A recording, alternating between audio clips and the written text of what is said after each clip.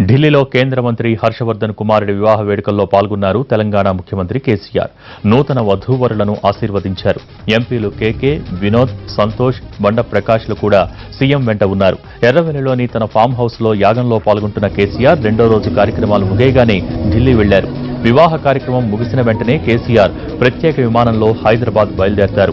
రాత్రికి మళ్లీ ఫామ్ హౌస్కు చేరుకుంటారు.